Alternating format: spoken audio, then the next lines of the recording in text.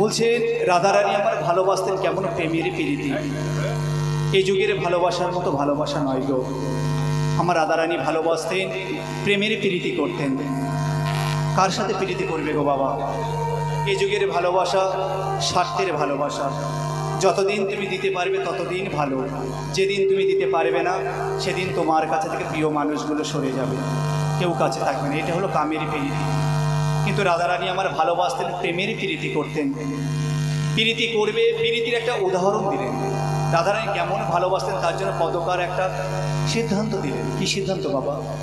বলছে আমরা গ্রামের দিকে দেখি না শিম গাছ উঠলে আমরা কঞ্চি বা বাঁশ দিয়ে আমরা পুঁতে দিই যাতে লতিয়ে লতিয়ে উঠতে পারে, ধরে উঠতে পারে উপরে। যতদিন ফল দিতে পারে ততদিন খুব ভালো। গাছের গোড়ায় জল দিই, আমরা সার দিই, আমরা বাঁচিয়ে রাখার চেষ্টা করি। যেদিন সেই ফল দেওয়া বন্ধ হয়ে যায় আমরা সেই বাঁশের খুঁটি সমেত উপরে এনে উনানে ধরিয়ে দিই না, উনানে ঢুকিয়ে দিই। কিন্তু বাবা উনানে ঢুকিয়ে দিই, আগুনে পুড়ে শেষ হয়ে যায়, তবু সেই বাঁশের গায়ে থেকে শিম গাছগুলো ছাড়ে না। তেমনি আমার রাধারানী গোবিন্দকে 100 বৎসর ছেড়েছিল, তবু গোবিন্দকে ভোলেননি। আজকে তাই বলছে কামেরও প্রীতি এই তার রীতি, সদা চুলোচুলি করে মরে।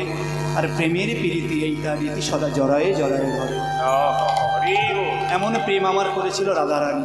তাই রাধারানী আজকের গোবিন্দ দর্শনে আজকের কি বলছে জানো বধূ?